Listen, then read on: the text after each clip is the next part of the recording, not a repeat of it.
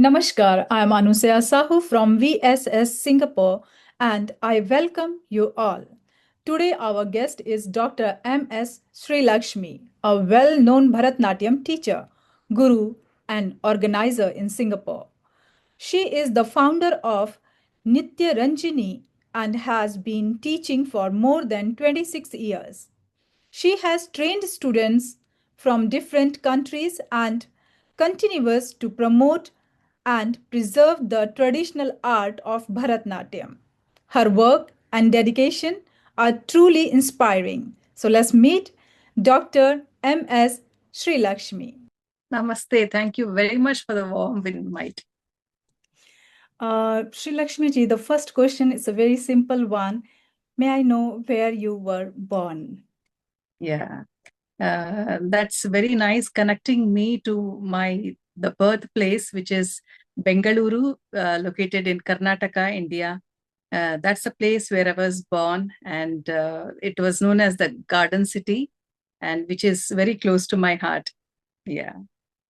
Okay, so how did your family support you in your early artistic journey and who encouraged you to start dancing? Actually, for a dancer, the beginning, the early stages are very, very, very important because noticing the potential of a child is very important for the parents. So, in the beginning of years, my mother saw me, especially before 3 years. She saw me while I stood up on the sofa at home, and I used to dance for a film music which used to be played on radio during early 80s, and I used to dance and so forth. And everybody in my house noticed, especially my mother, where she was also a classical dancer during her early childhood days. And she noticed me and she wanted me to start the art form, which is Bharatanatyam. That is how I began my artistic journey in Bharatanatyam. That's great. Could you please share some memorable moment from the dance competition and the performance you took part in during your early days? See, competitions and performances are makes my journey very, very memorable because competitions now we see as, oh my God, it's like a like a war. But those days there are many challenges. It was not only winning prizes; those days accepting Bharatanatyam at colleges, especially when I went to an inter college competition representing my college. Then there were a lot of college students who had come from the audience. And when I was the first one to perform during the competition, from the audience, there were many of the younger college students who were, putting paper rockets on me while I was dancing classical. Because there was more of other forms of dance, modern dances, which were very popular during that era of certain period of time. So there were a lot of paper rockets which were being put from the audience to the dancer where I was performing. So this is one thing, but I didn't stop my dance. And I didn't feel that is some embarrassing. I was in such a mood and I was so passionate to dance. Getting a platform, whether it is a competition or a program itself was a big thing. And my respect for the stage was so much, I didn't stop dancing. And finally, I won the prize also. But then at that point of time, my focus was only on dance. This is number one. The second experience is while I was dancing on the stage with a group dance, and I was the first one to enter. And those days, there are only the blocks which were being made into stage. There was no stage as such in front of the temple. There were blocks which was made. There was a carpet which was being. Yeah. There is a four kind of Yeah. stage. They just gather together and make the one big stage. Yeah. While I was performing, maybe the organizers had not checked the safety of the stage. The last block was being cut into the last portion, and the carpet was closed. While I entered the stage, I just fell from top of the stage below and about 6 feet.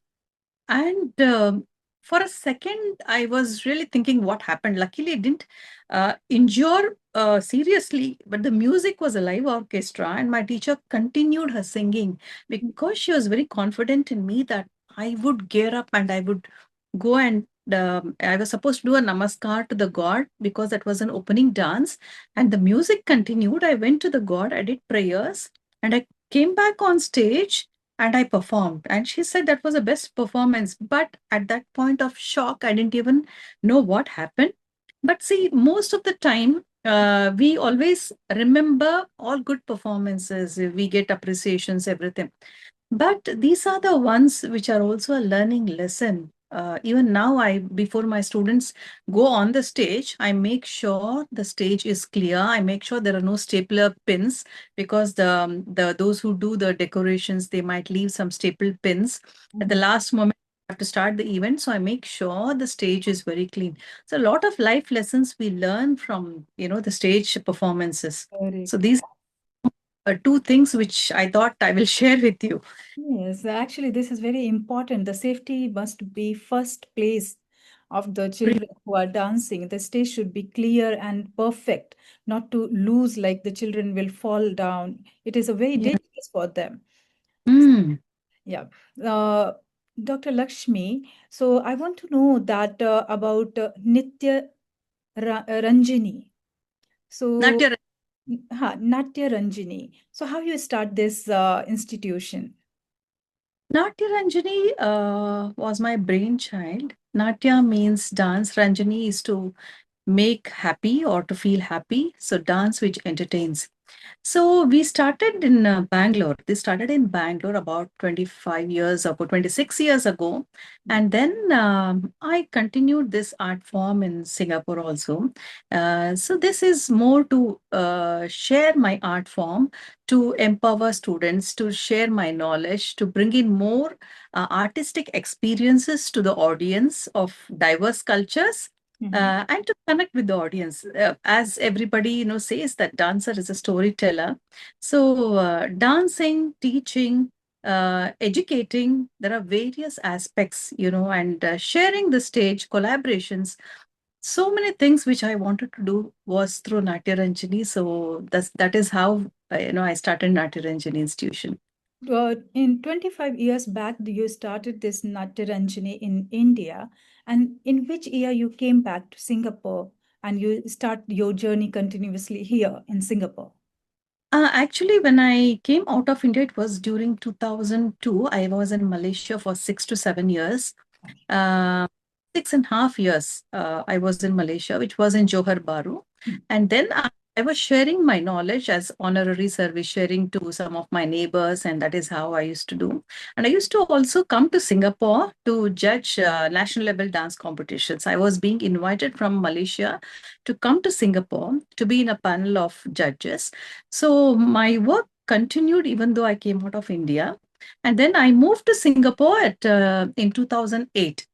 Again, there was an invitation, and myself and my husband, we all moved along with children. We moved to Singapore. Okay. So invitation means like your husband work company invite you or like from your side, the dance form. My husband, he owns, he's a businessman, so he was supposed to start a business. And then for me, I had an invitation from an international school, renowned international school, to educate children in classical dance as a full-time dance teacher. So that's the reason where it was just an invite which came to us within a matter of few days. We all moved to Singapore. Wow. See, this is called destiny. Ma'am, like Bharatanatyam is not just an art form, but a heritage. So, how do you preserve classical purity while adapting to the modern world and global audience? See, global audience is, we think audience as general because, but the way they look into Bharatanatyam may be varied aspects.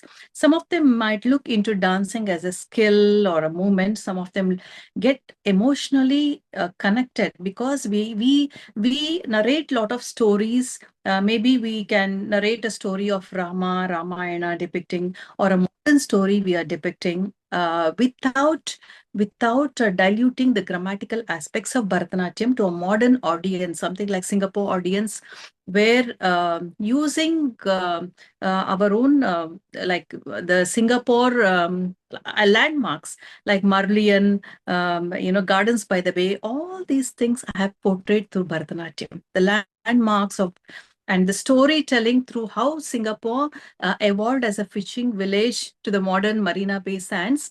The entire story has been narrated through hand gestures, rhythmic patterns, mudras, expressions, where the diverse audience have been enjoying and they were connecting to the dance and they could understand the story. So, That, this is how we use language depending on the region where we live. We respect the audience, we respect the culture, we bring in the stories which can relate to them, retaining the heritage of our and grammatical aspects of Bharatanatyam without any dilution. that's great. That's amazing. Ma'am, but I want to ask you, like, what difference you found in audience in India and in Singapore? Some other country also you went regarding dance purpose? Yeah, we have performed in Malaysia also. India have traveled quite a few. I have traveled to many countries, but most of the time when I travel, it is more of understanding and meeting up with the artist and more of collaborating or brainstorming sessions to understand the varied aspects. But as performances, I'm busy in entire Singapore and India most of the time, doing about 50 to 60 events in a year. Wow. So, yeah, but over decades. But what I feel is in India, as per my personal experience, they look into more traditional aspects, bringing out the heritage and bringing out the stories related to that area, that region, the language. So I make sure that is being presented at that particular kind of audience, particular geography. In case I'm doing at Maharashtra, I'll be using bhajan, which is of Marathi song. Which if I'm doing in Uttar Pradesh, it can be a Hindi song. If it is a Tamil Nadu, it can be few compositions will be in Tamil. If it is Karnataka, so that way I work on various languages to connect to the audience of diverse culture. Especially in Singapore, when I'm doing, I feel the uniqueness in Singapore is they encourage to work on innovative works. Although other countries Kind also of innovative, little bit you can describe, please. innovative works is, I can collaborate with jazz artists, like where I have collaborated with the grand piano artist and Western music, jazz violin is a Western violin. We did a ticketed show at Esplanade Theatres by the Bay. And even for my production also, I had invited some of the Chinese and multicultural, multi-ethnic artists where I collaborated with them and we presented a ticketed show at the Esplanade Theatres. So that is one where I work with multidisciplinary and intercultural exchange, collaborative events. So this is and many things which they like drone technology. I think in the Indian classical dance, I think I should be the first one to work with the technology with drone and studying formations of Bharatanatyam with the aerial view. It was a very newly the drone had started, especially Bharatanatyam. I really feel it. I'm the first one to experiment with this work. So here the government also supports, Singapore supports a lot of challenging, innovative works, collaborative works, interdisciplinary, multicultural exchange programs, collaborations, and we respect each other art form. We encourage artists, we work together. That I think is and also we retain our heritage. We respect and we retain our heritage and our culture and our language. That's the strength what I feel which I am getting in Singapore. Singapore. Yeah, this is a strength. And we really appreciate our government that it encouraging all the languages, all the culture, all the beauty of that diversity that here I saw that they are respecting a lot. So this is really, really good for our work, that like very intent, very like no independently we can work there for our culture. Yes, like National Arts Council, Arts Fund, community centers, whether it is a Chinese New Year, whether it is any Bavali program, or something. Yes, cultural program happening. true. That's the, I think we are truly honored. Yes, yes. So, uh, Dr. Shri Lakshmi, that I want to ask you that you have trained students from countries across Asia, Europe, and America. What is the most beautiful difference you observe in the way different culture embrace Bharatanatyam? See, for Bharatanatyam, it's whether they live in Europe, whether they live in Asia or any part of the world, it brings in discipline to all the students and respecting elders, value system, being good human beings. Other than imparting skills, these are very important things which I feel which is very common, which can connect to each other and to work with different languages, to understand the cultures, to understand the geography. Example, if I take a choreography on a particular place, something like Udupi Krishna Temple.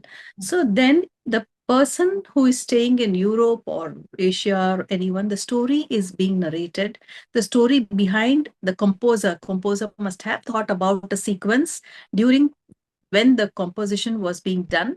So we need to understand the thought process of the composer and connect to the temple, which are related to the song. So we understand, we explain to the students, narrate the story. So it's very easy for them to do the movement and to bring in discipline and integrity and mutual respect. Mutual respect. That's needed actually in the Bharatanatyam. It's a, like a divine connection should be must there, I think. Yeah. Yeah. So from the time you learn your mother and gurus to becoming a guru yourself, how has your own uh, perception of Bharatanatyam evolves? See, basically, my mother, she learned during her early childhood days from Sri Kannan Mara, and then she continued with the Padma Bhushan, Dr. Venkata of Mysore style. But she didn't continue after her during her college days. Those days it was being stopped, but she wanted me to continue. So then she put me into Srimati Narmada. Sorry, Manjula Paramesh. Then I continued with the Narmada. Then I also was being trained under Shri KP Kittappa Pillai. It was an intensive training course. So all these have molded me to bring in values, to respect even a small performance with integrity, to understand the the depth of the heritage of Indian arts. It is not only learning the skill, it has evolved me into various aspects to become a good human being. Yeah. So this is what I think a dancer is in the process of growth over the years. We enjoy the process, not for the completion of the art. We don't say, okay, I've completed this. We are still It's in a the process, practice. It is a practice like a doctors do. Yeah. enjoying the, we are learning the art form, we are understanding the art form. Yeah, how much deep you are going, it is like no depth. I think there is a deep and deep and deep that you should learn and connect with the divine power. Yeah. And so, ma'am, Nityayani has collaborated with prestigious organizations like the Singapore Police Force and the High Commission of India. How do such collaboration contribute to the global journey of classical dance? See, for Indian classical dance, I see this opportunity as a national pride. It is not for me. Bringing in art form to such prestigious platforms itself is an honor. It's a privilege for us to present to those who are serving our nation. True. So, sharing our art form at various occasions itself I think we are truly blessed and an honored to present, and it's a pride for the Indian, Indian art form Yeah. uh, Art to form. reach Hmm. platforms. Hmm. Yes, ma'am. This is really nice. Like here, the High Commission of India and the Singapore Police Force, they are always supporting these kind of arts and all the cultural programs. Yeah. So you have choreographed more than 5,000 pieces. Which performance or choreography is closest to your heart and why? I think it's a tough question Yes. because every I do which is very close to my heart. I put in my heart and soul. Some make landmark, like it gives a lot of memories, but every challenge is an experience. Um, with that 5,000 choreographies which I have made, I think some of them I'll be sharing with you. Um, One was such an occasion where I started training with a choreography with 150 over plus students as an individual, training the students. Then, when I was working in an international school, then it came out very well with smaller children, which was primary students. Then I had to work with secondary students, which was 300. The next year, I had to work with 350 to 60 students as an individual choreographer, working with the mass students. And after that, I had to work with 550 plus students at one time performing in a stadium.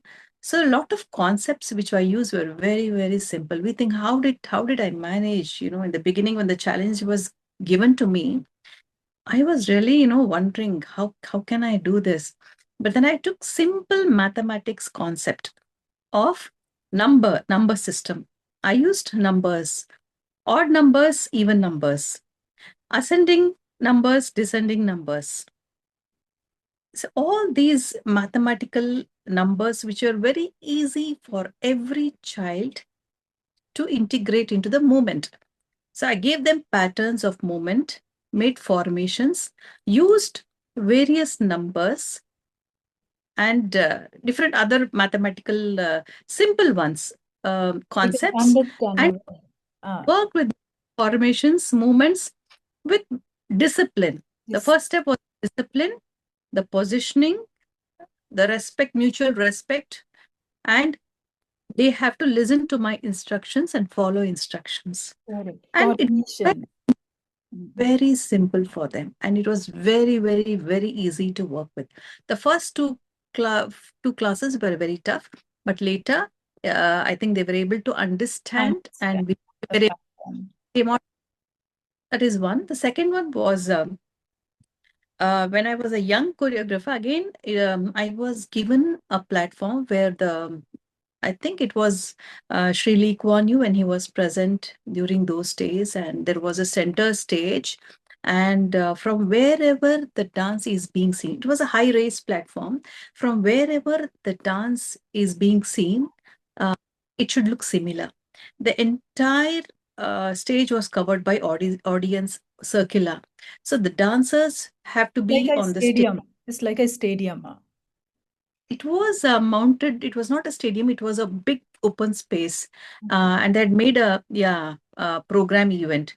So I was a young choreographer. It was really challenging for me. So I used lot of movements, again mathematical order, and then it was lot of rotation movements were being used, moving inside, coming out. So audience who are sitting around could feel similar movements happening from beginning till the end. Wow. These are very, very simple ones. There are many, I think, challenging ones which I've done, but these are the ones which I can remember. So And that also as a solo, younger choreographer. So how many helping teachers was with you? so helping is like if there are school teachers, they will be standing around the students because some of them don't want to move their body, some. So only then to monitor them to move, there will be few of them who will be standing. Otherwise, I will be the one who will be standing on the raised place to train the students. So this is a group work, group choreography, but as a solo performance, as a challenge, when it was a challenge for me to work with, with grand piano and jazz songs, yeah, which was very new to me, and I really had to understand the music, and sometimes had to create immediate movement. A lot of movements where you see it as contemporary, but a lot of grammatical Bharatanatyam movements were integrated. But some effects were given where it was looking like it was very experimental. But I didn't dilute even with the costume. Costume was very traditional. The ornaments were very traditional, and I didn't want to dilute anything of it. So that I see, if I had diluted, I would have got a bad name at that point of time. Yeah, because So in that, the audience there is a something like somebody is really know that form, and some are don't know. If they don't know, it is okay to perform there. But if they know, they will raise the questions immediately. yeah. Mhm. There was, I think, one person who had written a review also, but finally they had written Sri Lakshmi was a cherry on the cake. So Wow. finally, I think I have to thank my gurus for all their blessings and the knowledge which they have given me. That these are the foundations for me to work with different, concepts. Yeah, True. Actually, and this is your discipline, like how you want. You don't want to dilute many things. This is main, yeah, like your noticing thing that you don't want to compromise the things because of the yeah. music or because of the other things the Mm. audience need. No, actually, we have to firm with the something like which is really correct thing. That is called discipline, and that I saw in your talk also, and the way you are saying your things that I observe.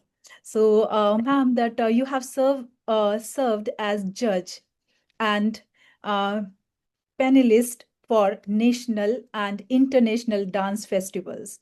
So, what qualities do you look for in a dancer beyond technique? See, beyond, see, everybody looks into technique, expressions, body alignments. See, these are very common. But with over experience, over decades of experience, the a person stands in front of me, not the way the person has the dancer is dressed, I can make out how much I can expect. Whether the person is sincere Hmm. with a bit little moment, and whether the person is a good human being. True. See, these are the things which will show off, even though there are not much of criterias to mark, but with their movements, we can make out that these are good human beings. How is their lifestyle? Whether the child is more mobile at home, whether the flexible at home or sitting on a chair. So with body movements, the way they stand, we can make out what kind of quality, what kind of person they are. So basically, it's all about discipline, the way they move. These are the qualities which I have noticed. So, Yeah. which kind of qualities you really want that is to students should be have? See, it's everybody wants to rush, and complete the process. Okay, I want to become a good dancer. Don't take shortcuts. Okay, take slow process of enjoying the process and work into completion.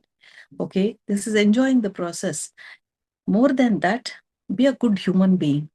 Okay, What is so the if you criteria to be a good human being? to be a good human being, don't start competing all the time. Okay, don't compare yourself with others. Don't compete with others. Collaborate with others. Look into others with good things, help others. Mhm. Okay, share the knowledge. So that is, we are enriching ourselves by sharing the knowledge. Learn See, with the flow. Exactly. yeah.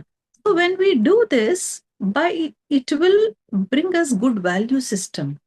These are some basic qualities. Help others where are in difficult times. These are some qualities which they need to bring in value system. Respect elders True. and speak very, as much as possible politely. Even if they are very harsh, try to be more polite at Mhm. most of the time. True. Yeah, these are some things Actually, which I can nowadays, like I saw, guru means they are saying that teacher is the teaching, taking money and teaching. They didn't understand the meaning of guru. Means yeah. guru, it means like you have to respect apart See, it from is money and all. Mm. anything you learn from any person. It can be a language, it can be respect the teacher, respect what they are saying. Sometimes they look into different things. It may not be concerned to the topic of the subject. Sometimes they're saying something for the growth of the child. Mm. So keep that in mind. Sometimes they don't want the other things to take into their mind. But most of the times, the teachers tell them for the benefit of students. So these are the qualities to be students must be receptive, to adapt, to listen, to respect the teacher. So these, I like to be a good human being. Yes. Or Yeah. like in the class, in the international schools, when you are teaching to the students, you are interacting with the parents too.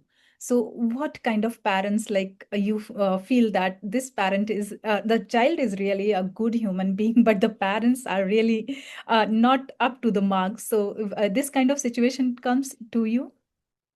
See, unless any person, any teacher does not undergo challenging parents or challenging students, we don't become teachers. We have to undergo the process of facing difficulties or facing challenging people. But parents, whoever they come, we treat them with respect. Whatever they speak, in whatever tone they speak. Especially for me, I don't complain on students. I don't say, okay, she's not doing. I don't give negative comments. I try to bring in the areas of improvement so that the the child is being helped even at home, because the responsibility also lies at home, bringing in upbringing their children. So there are many things we notice where the child can do at home, and then the same thing we do in the classroom. But they can't expect everything can be done in the classroom. Practice has to be done by students at home. See, when we do a correction, the correction has to be, when we correct the students, if there is any mistake, the student has to go home. They have to implement, they have to correct what has been corrected. They have to implement those techniques and practice and come. So these are few things. When we complete a syllabus, they should not think, okay, my syllabus is done. See, we have done our work. So after that, the student has to prepare and practice to become perfect. So the parents are also responsible in helping the child. True. And also, I think I don't say, okay, parents, when they have a complaint, I understand in their perspective, and I give my own thought process. I share with them, which will always help in development of the child and benefit the child. Yes. Good. You are a very good teacher. Really. So, ma'am, you were invited to the Prime Minister's garden party at the Istana. So, how did the moment resonate with your life's journey and achievements? So I think it's a great honor. In fact, I was shocked that, how come I was being part of it. I think, see, whenever we think good, see, it is not only doing good, thinking good things, doing good things, small things will always, the universe, I believe, this is my belief, universe is always watching us. Yes. Nobody recognizes us. There is a day someone will recognize. And this is an example for me where I'm working in the studio, I'm working small things every day. It is not big things. I don't declare myself as big things. Small things, I'm taking small steps on each day. So I think the universe or the God or the universe will see us, and the recognition is always there. True. So that was great honor, and I was privileged even to meet Sri Dharman Shanmukaratham, the president, the prime minister Sri Lawrence Wong, and many cabinet ministers on that day. I think this year was one of my memorable days, and it's again a blessed moment for me. I can say I don't have any other words. I'm so happy that I was very fortunate for being part of that prestigious event. Great, ma'am. That's really honored thing that you met with the Prime Minister and they recognize your work. So your contribution to Bharatanatyam have been recognized with a significant award around the world.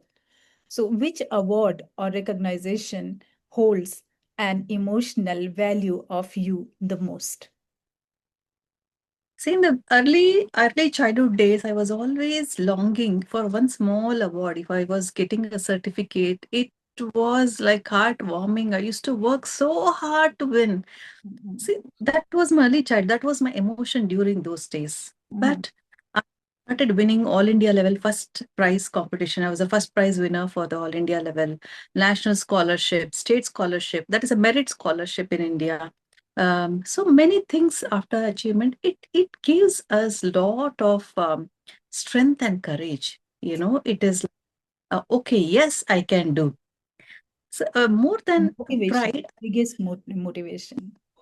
gives lot of motivation for us to do achieve more. We always remember, you know, during the early childhood days when we didn't have anything, we are getting smaller certificates, small mementos. These small appreciations take us to greater heights. For me, even though I've received a lot of international awards, long service awards, star awards, every award is very close to me. I don't take this as big, the other one as small. Everything is a blessing which has come to me. And thanks for all the organizations who have recognized my work, and the government of India, government of Singapore, and Malaysia also have received quite a few awards. So I have to thank all the organizers, institutions who have recognized my work and given me these awards.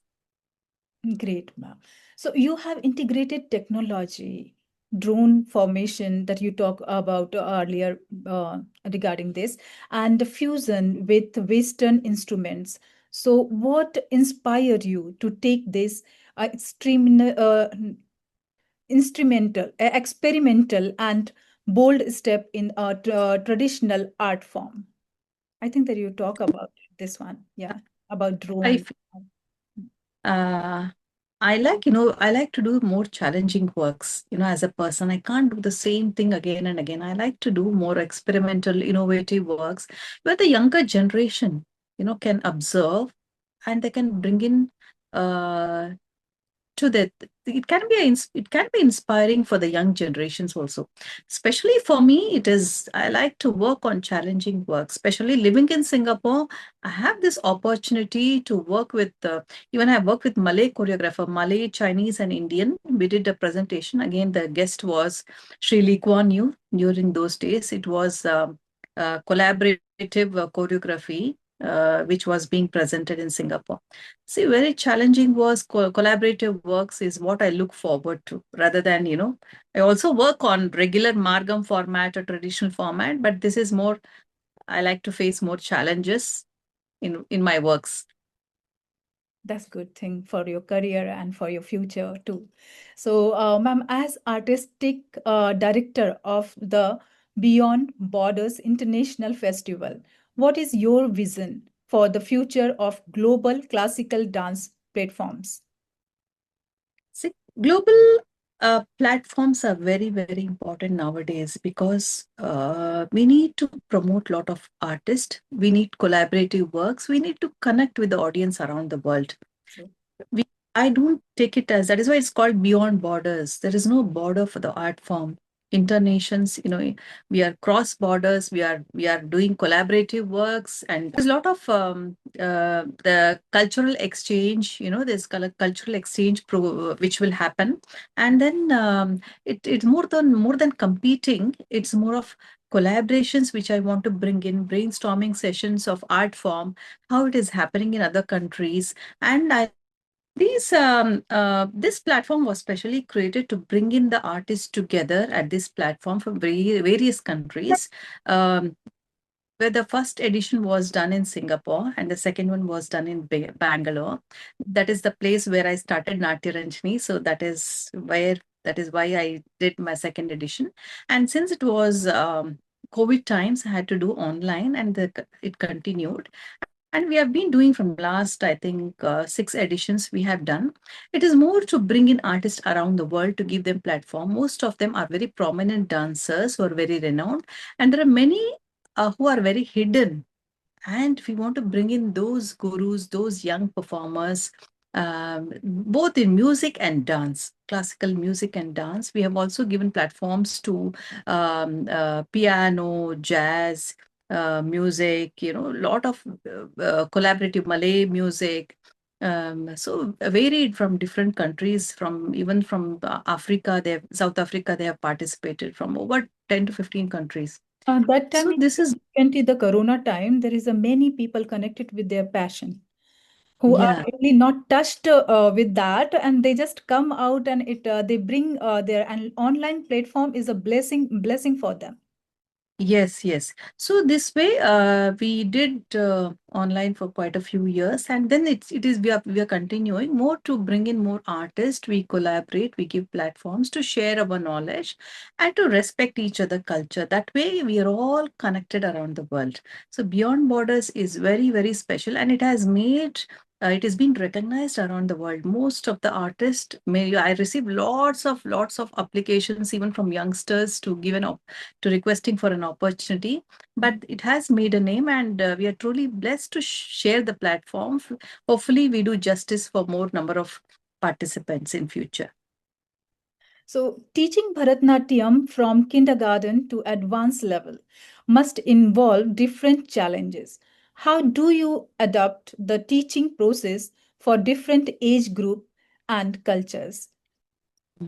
As I was in the education field for nearly a decade, my teaching methodology has been varied, and although I retain the traditional methods, I have I started training. Although I was a secondary teacher, I was training kindergarten students, designed structured syllabus, which was more of experimental work with kindergarten students.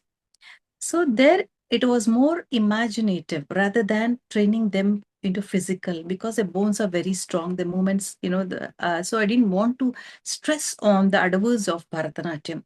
So I took Mhm. science chapters as insect kingdom, plant kingdom, our environment, people who help us, our transport system, so, and aquatic kingdom, aerial, terrestrial animals, then aerial, birds.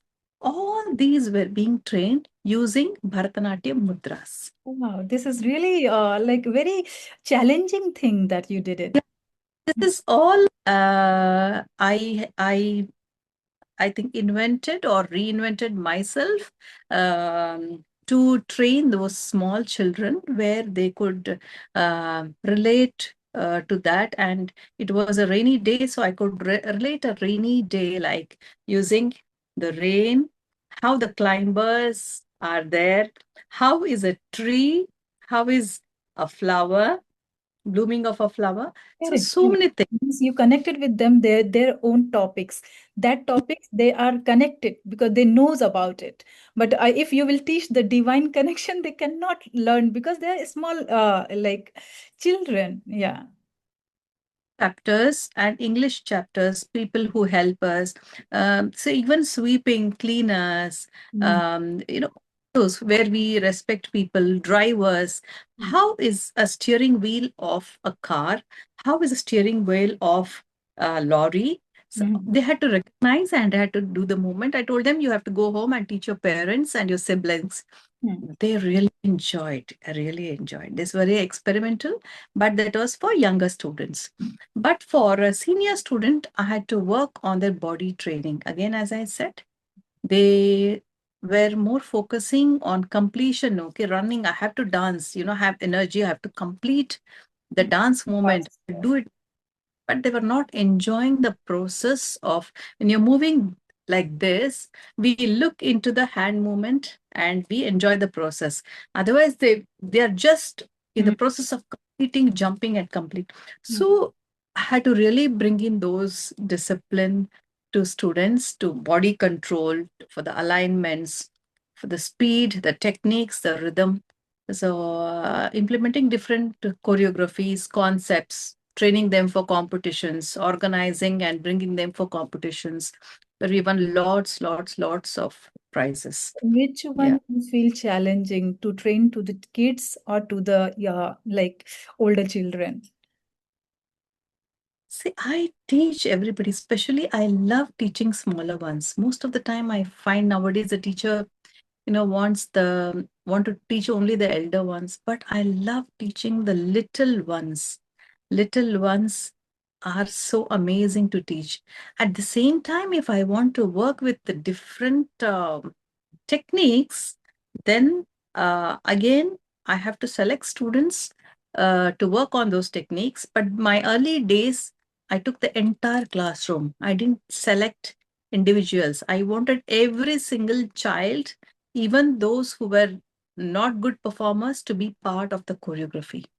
If it was a school, even in my dance class, I make sure that most of the students present and they get stage experience. But at certain places where it is very challenging for the student to practice, then I will have to select students. But most of the time, I take the entire class so that every child experiences and they present the dance. So I feel both are, I love teaching students and I enjoy conversing with them. Sometimes they come with a different mindset when they enter the dance class. Some are very tired. I tell them, okay, please drink water and then we start the class. Sometimes they're very stressful. Or they have got little less marks and the parents have scolded, oh my God, you have taken less marks. I just tell them, okay, don't worry, you will score well. That was a point of time. So it's more of healing sessions, more communications which will happen in the classroom. Yeah. Especially I like The to healing session can do with the like elder children, but with the small children, I think it's a energy passing thing. Like you are calm, they automatically after some time become a calm because the teacher is passing the energy to the small children. So it is more easier for you to, rather than giving a talk energy, by your body language or by your mindset energy, like they become very easily calm and they start listening to the teacher, I think. Yeah, but the thing is, now the younger generation, they're 4.5, 5, their communication skills are extremely good. And when they come, they are very confident speakers. 4.5, 5 years old, they're very confident speakers. When they're speaking, I feel, oh my God, where was I during my childhood days? know they are very smart, I can say. And they see, when we sow a seed, for an example, when we sow a seed and we grow ourselves, a good teacher sows a seed and grows, whether it's, I'm comparing to a growth of a plant, there is a sprout, and we make sure and that the plant is In a grown, there is shape. an Hmm. there is enough sunlight for the plant. There is enough watering. The fertilizer is being provided. If the tree grows with the proper hands, it can yield fruits when it is very small. So that is why when a student comes to me during early childhood days and join dance class, it takes some years to become performers. But we can make sure that the child grows very fast and yields fruit and becomes good dancers at early childhood days. And as a person, as a good human being, as bringing more values, it's very easy to train to shape them when they're very small. True, true. They are very flexible. They can adopt the things easily. They don't have Yeah, instructions in their brain that what to do. So they easily follow the instructions. Yeah, correct. correct. So now we are reaching that in the last part of our interviews. Like you are also active. Yeah, one second. So you are also active in community service and leadership roles. So how do art and community service complements each other in your life? See, in dance, we say, dance we do as a service. It is Atma and connecting to the Paramatma. It is serving the God, serving the community, sharing our art form. So that is one. And serving people, as nation, Singapore has given us opportunity to be part, where I was being invited to be a member of a community center, uh, and then now I'm the vice chairperson of Buena Vista Indian Activity Executive Committee, and working with community centers, interconnected with community members, and working for the community, I feel is very happy. It gives me a lot of happiness, and also speaking to senior citizens, understanding their point of time, their point of view, and organizing events, giving opportunities to music, art, culture. There are a lot of artists in Singapore, so giving them platforms during our programs, organizing programs, community bonding sessions. I'm very happy with what I'm doing. It's almost over a decade. This again, I feel is a seva. Like it is almost equivalent to what I'm Serving, doing and as. you are serving like your things, that what you have from internally. It's not only from the body you are serving, you are serving from the soul, and soul to soul connection, it goes to the higher level. So that satisfaction, I think, you bring by your work. So that is very important, and that you did it. So that's why you are very calm and cool and very satisfied in this age. So this is really, I can see from your face and facial expression. So after dedicating your decades to Bharatanatyam, so mentoring teachers and students worldwide, what message would you like to give the next generation of classical dancer? Say the next generation of classical dancers need to take our heritage forward to retain the dignity of the classical arts, to do a lot of collaborative works. As I said, respecting your teachers, your gurus, bringing out the value system. It is not only the skill, the value system also has to be carried on. A lot of experimental works, and around the world. It is not only in Singapore. There's a lot of platforms which are available. Be a good human being. That's the important thing in life. Share whatever you have. It can be a small thing. Share your knowledge. Share the things. Those who don't have, share something what you can do. It can be a friend. You want to gift something for her. She feels happy. Do it when you think you can do it.